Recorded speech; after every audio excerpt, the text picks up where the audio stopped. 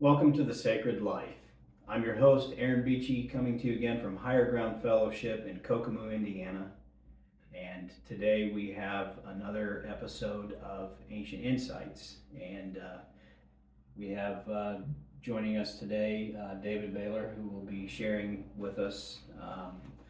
John Baylor, also commentary. David will be sharing with us today from the Ascetic Life.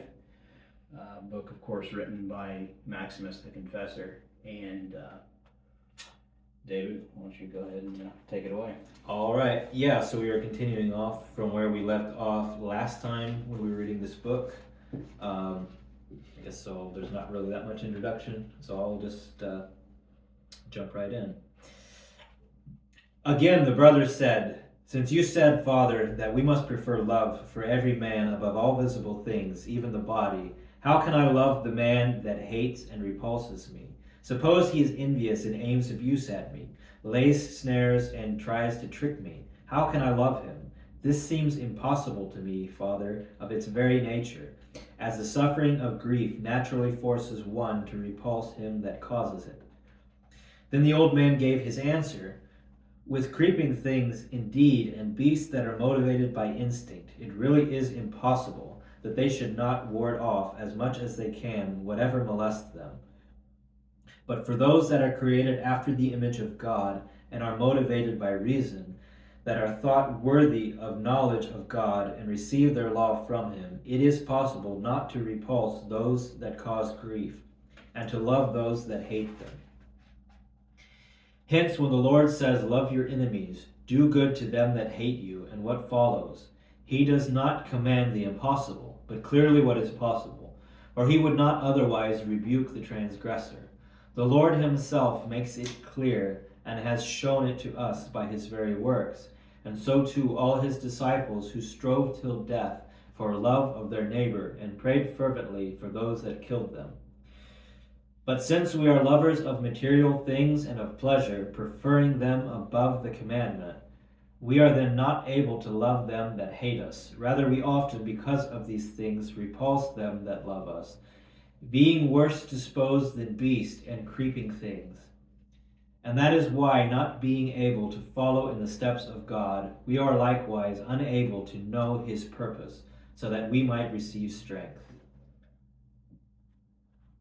The question is, well, you see this same kind of question in the Bible as well. But if you look in your own life, it's a tricky one. How do I love the person that hates me? The person that maybe like would rather not even have me on the planet. How am I supposed to love somebody like that? And when it comes to like culture wars, I told you as a joke, we should do little videos whenever there's some sort of cultural hot topic or something, and everybody's posting videos about something that somebody just did or said or whatever. Then just say like, what is the Christian response to this? And so this was we had the like Dylan Mulvaney thing on Bud Light endorsement, and so you get all these conservative people talking about how terrible the vice president was that approved this, and how terrible Dylan Mulvaney is and all this, and then we would have a video that's what would be the Christian response to this, and then we would just say the Christian response to this situation is love your enemies, and boom, that's the end of the video. That's no more discussion. But I say that because Christians, maybe in particular conservative Christians, but I think Christians generally have this sort of feeling like the world is against us. And things have turned, and now all the world is bad and evil, which, okay, that's fine. That's a perfectly biblical idea. But we have this like let's point the finger at these people and show off how evil and how bad they are. And a more Christian response is this impossible thing. Is no, you love this person, you prefer, let's see, I want to see this, Christ's disciples strove till death for love of their neighbor and prayed fervently for those that killed them. I don't see, even when it comes to people making Christian commentary on these different cultural issues, I don't see anybody that's saying strive even to the point of death to love these people, Right. to love your enemies in the culture war. Right. Instead, what we see so often is like we need to stand up for what's true and what's right. And I mean, this is kind of a little bit off the topic, but it's just like, do you not think that God can stand up for himself? Like, who am I to take on myself the power and the authority of God when he has given me, especially he's given me his commandment to show his love to those that hate me and to that hate him. Mm-hmm. Um, Yeah, so Romans chapter 1 kind of like outlines this sort of downward spiral of society, and people lose sight of God and his truth, and then they start embracing lies, and it's the passage that kind of like leads through all these sins and gets to homosexual practices, and then it gets to the end of this fall, and it says, and people not only do these things, but they approve of them as well. And then you read through this and it's like, oh man, this is just an outline for the last 70 years of U.S. history. Is this sort of like downfall of morality, and it falls to the point where people approve of things that are evil. Right. And then he goes on in chapter 2 and he says, okay, so what then? Don't judge these people. Mm-hmm. That's the conclusion of this whole downfall of society, is say like you are guilty of the same things. If you're trying to point the finger at somebody else's sexual perversions or something like that, like you need to understand. And I mean, sexual perversion is a big part of what he's mentioned there. It's not the whole thing, but he says if you want to point the finger at somebody else's problems, you've got to realize you actually are guilty of the same things. Right. You have that same sinful desire within your heart, and it is not, you have no place to point the finger at somebody else. And when it comes to exchanging the truth of God for a lie, and sort of like taking God off of the throne of your heart in order to praise something that is lesser, don't judge people for that, because you do the same thing.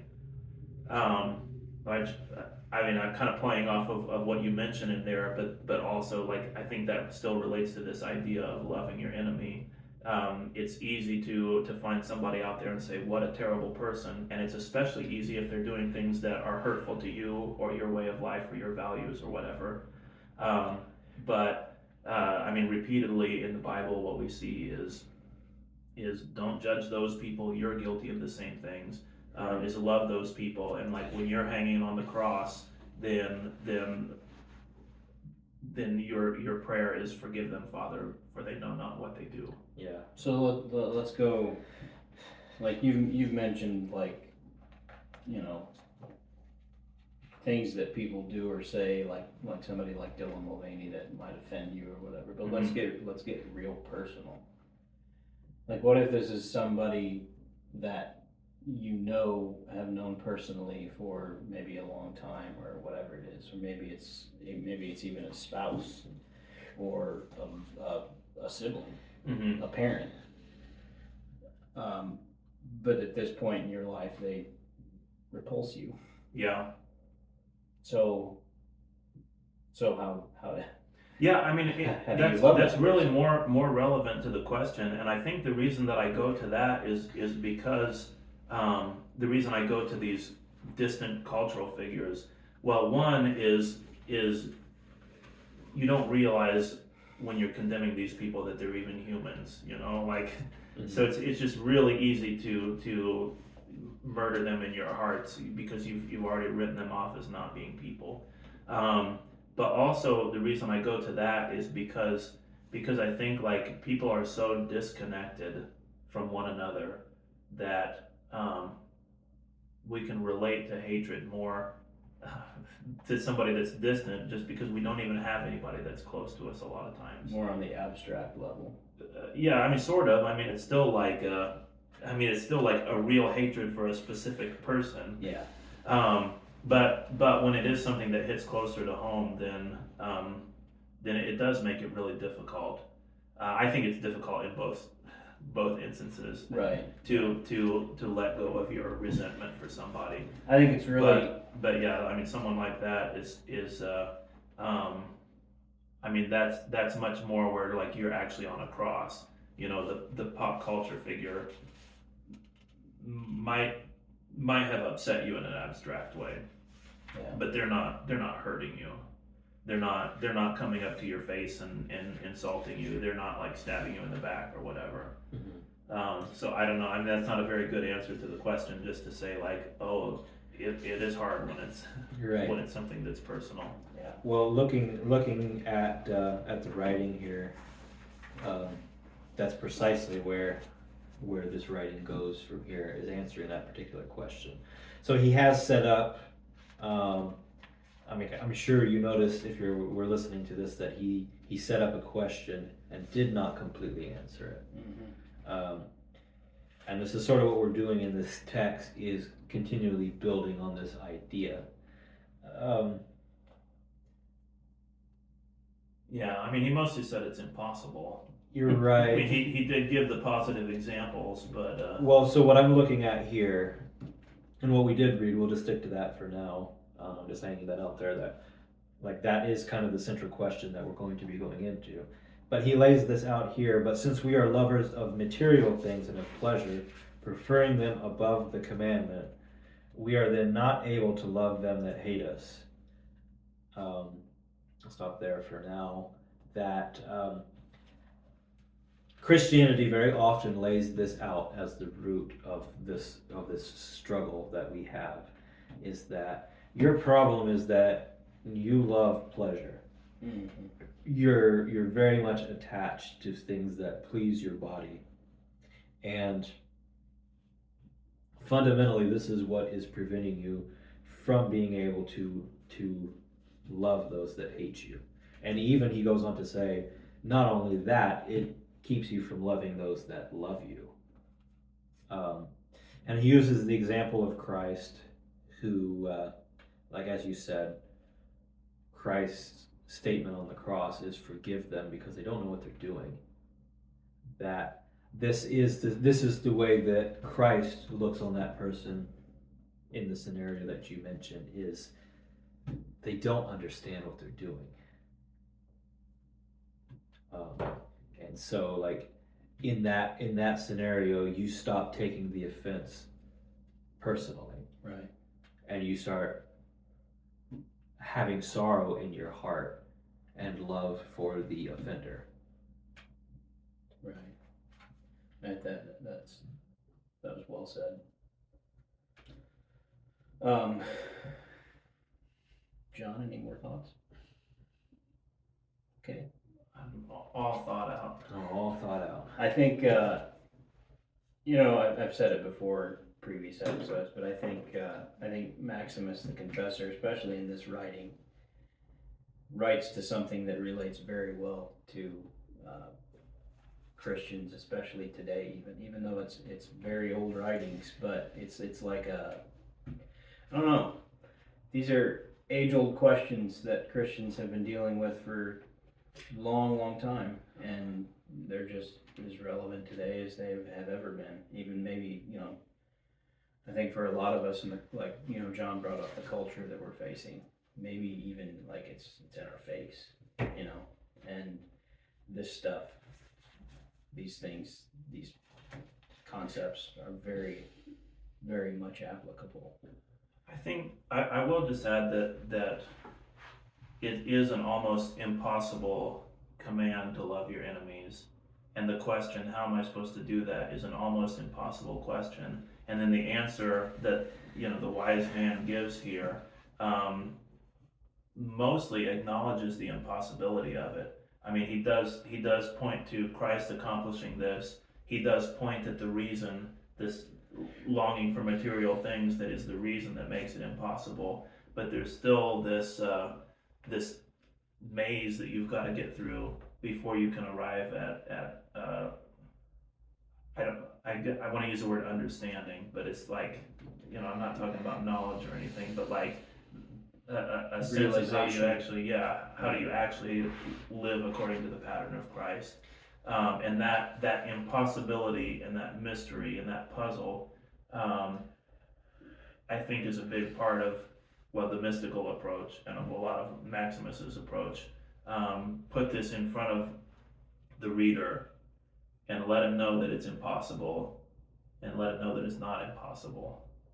Right, and he makes this statement that he says, basically he says clearly it's possible. And his reason is it's clearly possible because the Lord commanded it. Mm-hmm. He wouldn't have commanded something that was impossible. Mm-hmm. Yeah. Which is in some ways an unsatisfactory answer because it doesn't address the question of how it's possible. Mm-hmm. I think it's the sort of explanation that is Yeah, meant to raise. If you, I guess part of my point is that if he gives you the answer of how it's possible, then you can close the book and you can say, okay, it's possible. I have the Right. answer now. Yeah, that's. And if he doesn't give you the answer, then it's like, okay, this is a quest, and you're just Right. going to carry it with you. You got to figure out how this is possible, and you have to figure it out in your actual life. You can't satisfy your intellect and then say you've got it. Right. So it's a way of answering the question that just raises more questions, Mm-hmm. which I think we don't like. We don't like that kind of answer. We like to have answers, which is actually oftentimes an error. Yeah. Well, like having an answer to that excuses you from having to live out the answer to it. Right, exactly. All right, well, I think that's a good place to stop for today. But we, again, want to thank you for joining us. Please leave your comments and your thoughts, even questions. And subscribe, share with your friends, family, and enemies. Especially enemies. Yes, especially enemies. But again, thank you for joining us on The Sacred Life, and we wish you peace in Christ.